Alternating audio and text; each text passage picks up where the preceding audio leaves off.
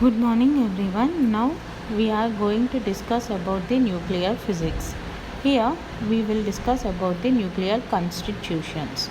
From the scattering of alpha particles, Rutherford concluded that the atom of any element consists of central core called nucleus and electrons moving around it. The entire mass of the atom and positive charge is concentrated inside the nucleus. The mass of the electron 9.108 into 10 to the power of minus 31 kg is insignificantly small.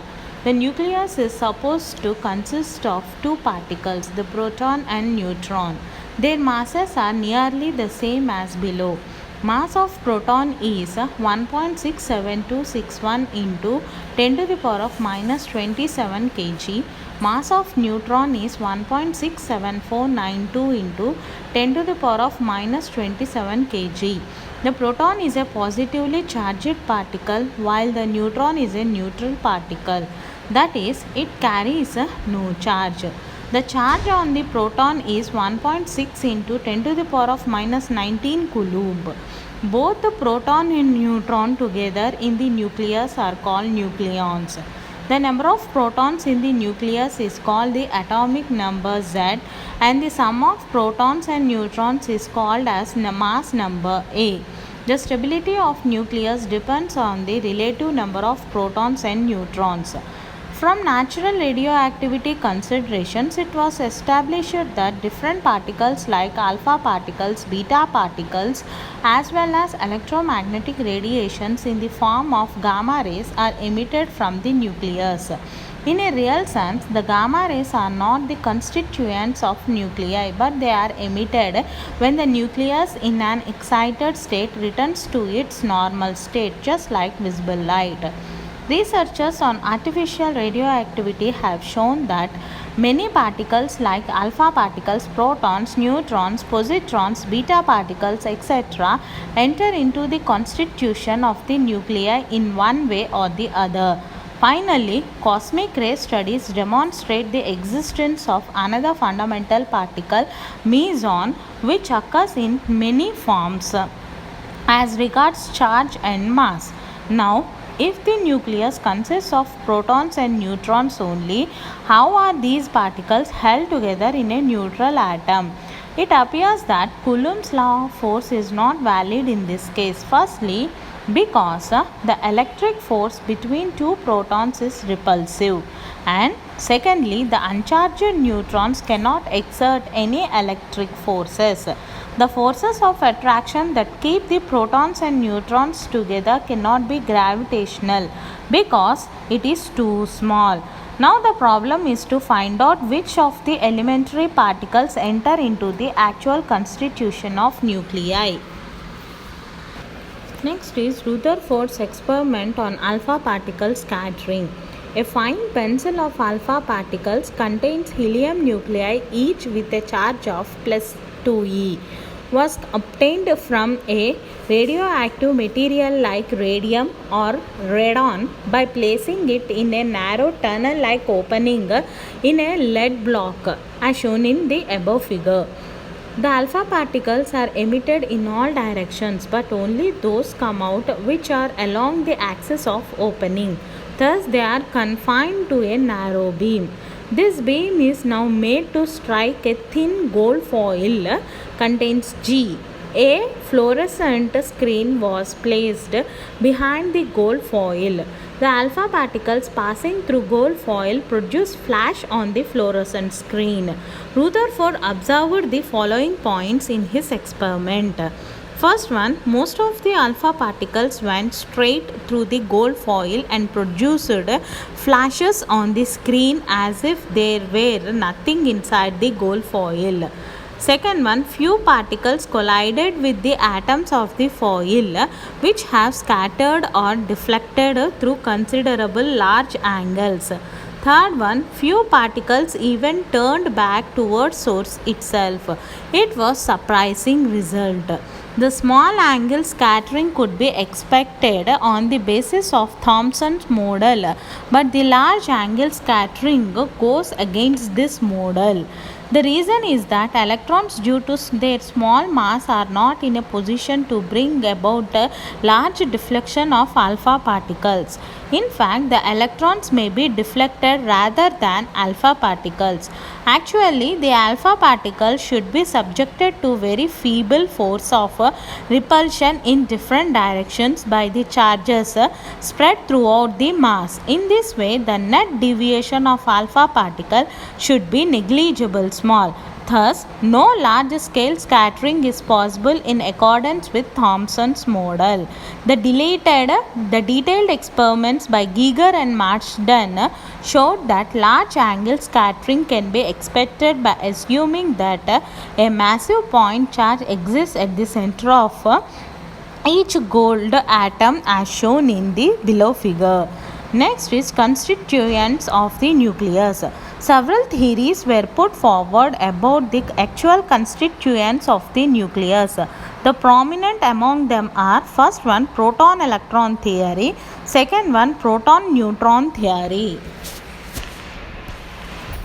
First one is proton-electron theory.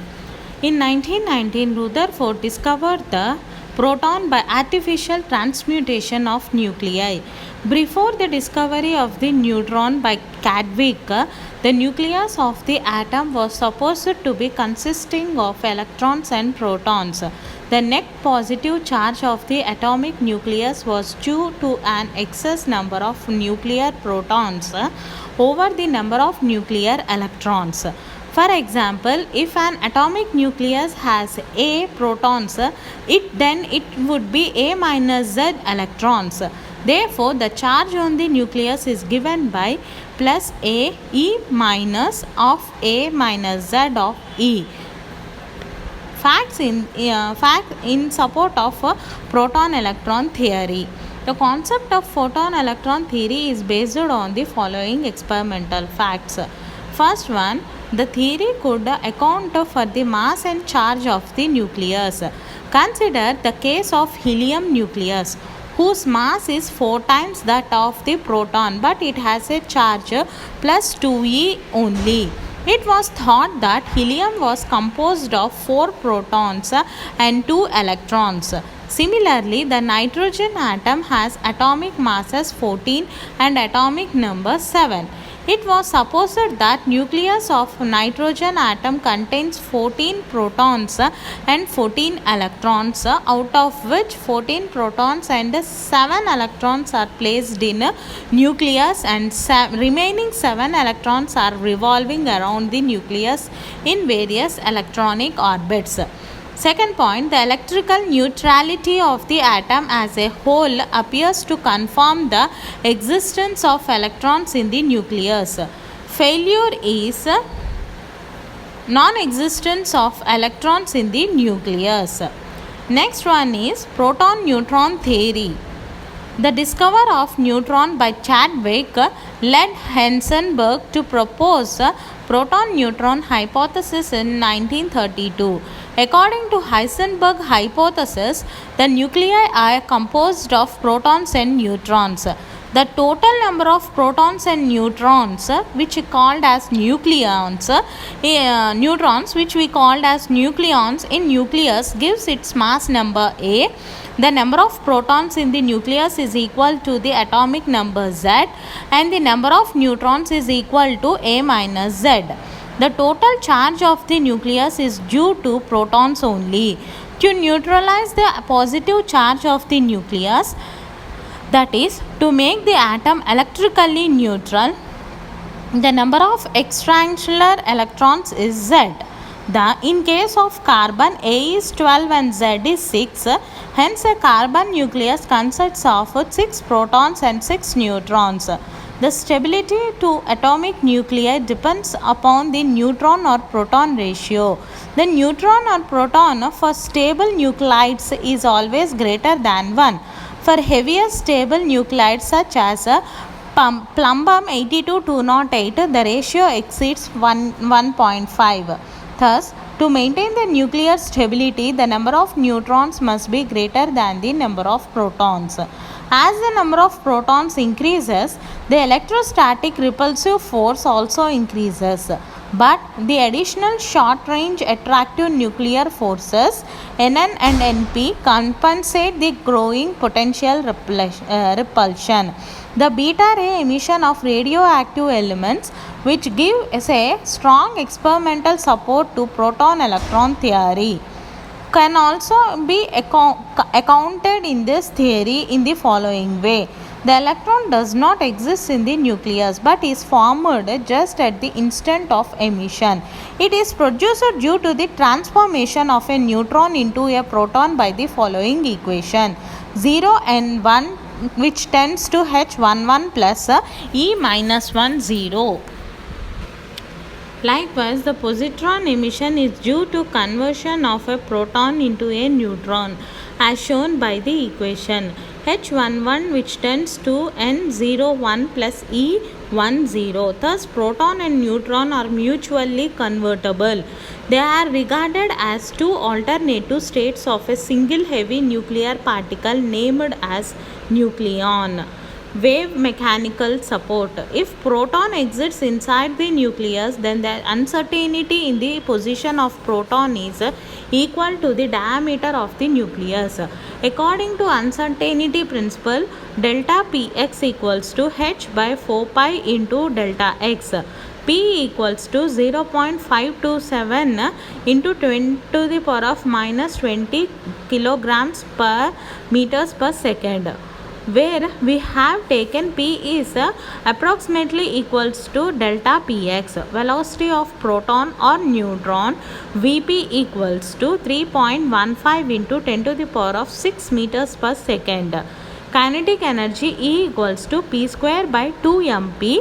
By substituting, we get 8.314 into 10 to the power of minus 15 joules. Since the emitted proton or neutron from nucleus carrying greater than 52 kilovolts, hence these particles exist in nucleus.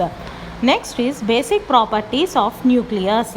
Some of the important basic properties of atomic nucleus are: first one, nuclear mass and packing factor. The mass of the nucleus is the sum of the masses of neutrons and protons contained in it. This is usually expressed in terms of atomic mass unit AMU.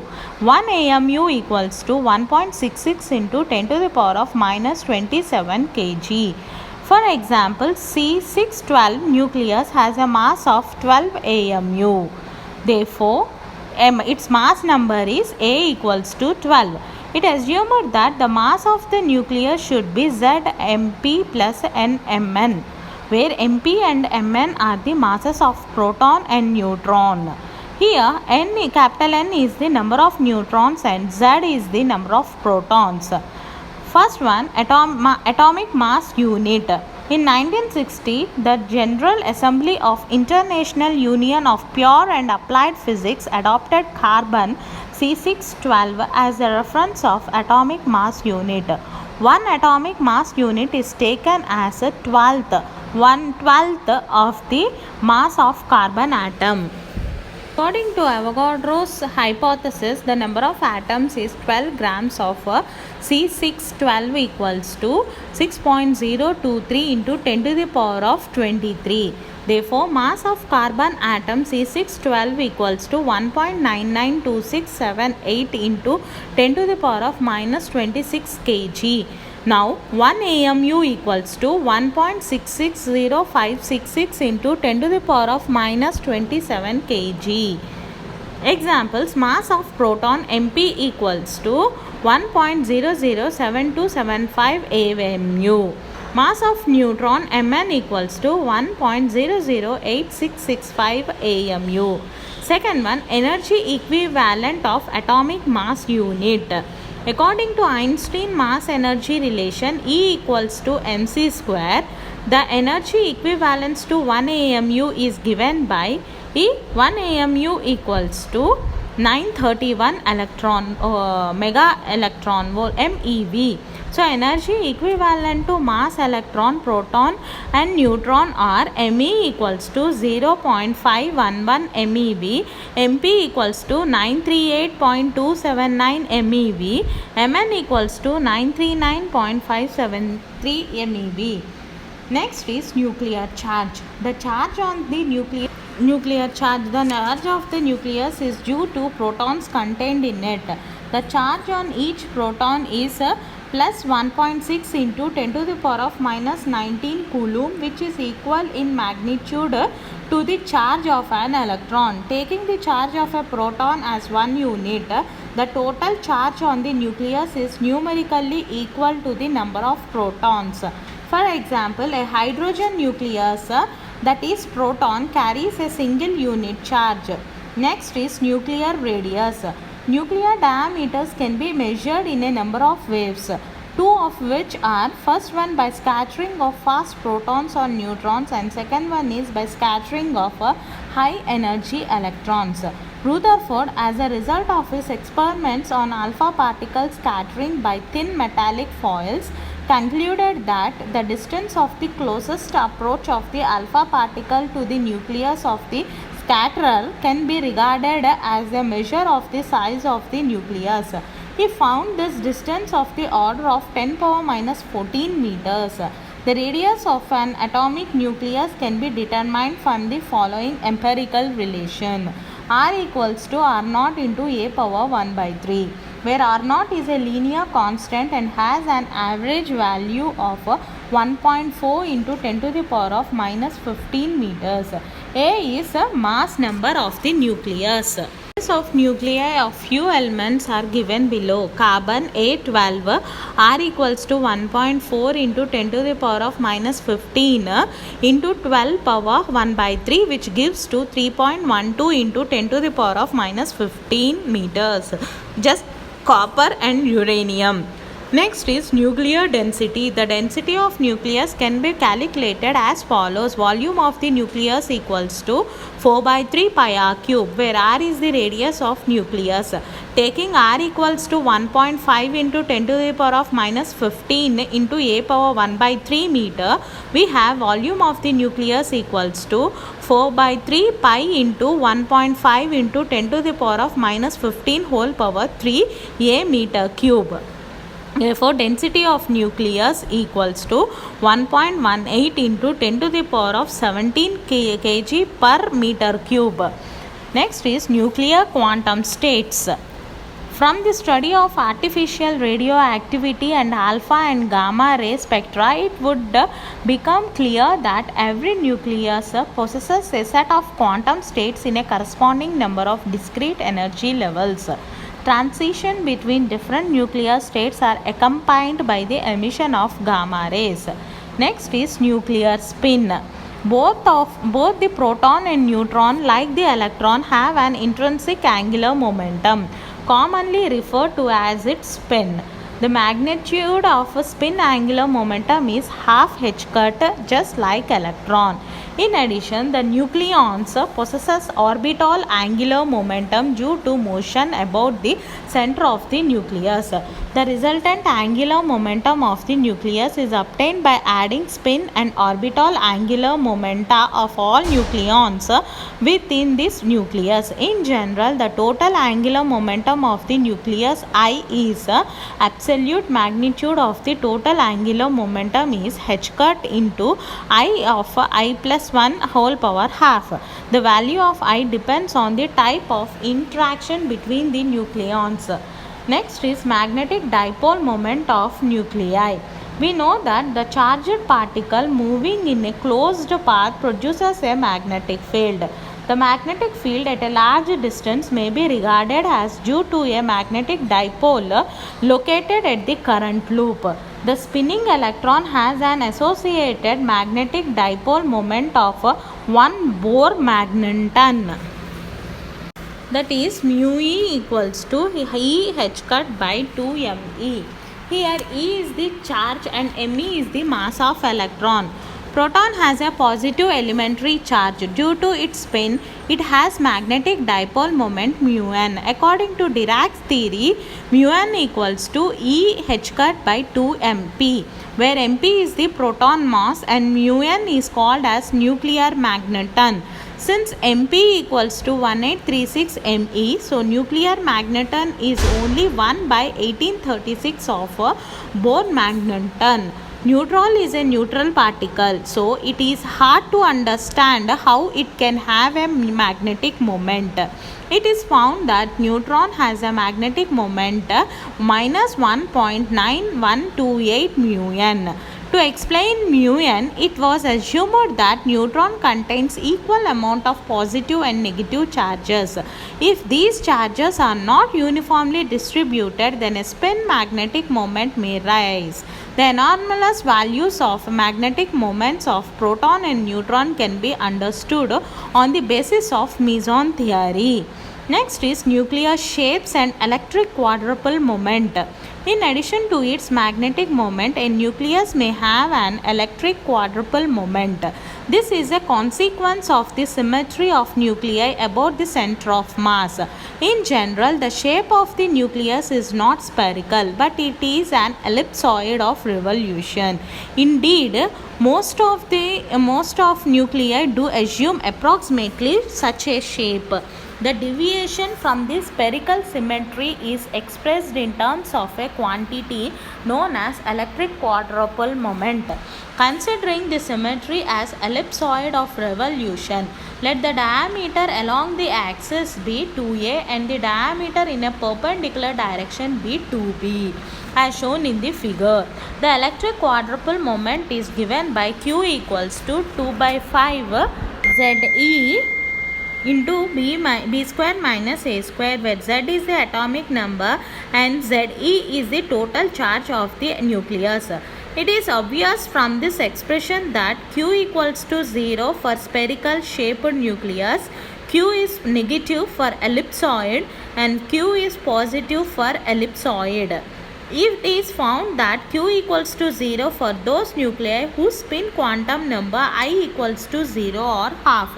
Such nuclei have spherical charge distribution. This is nuclear size. From Rutherford's alpha particle scattering experiment, it has been cleared that nucleus has a finite mass.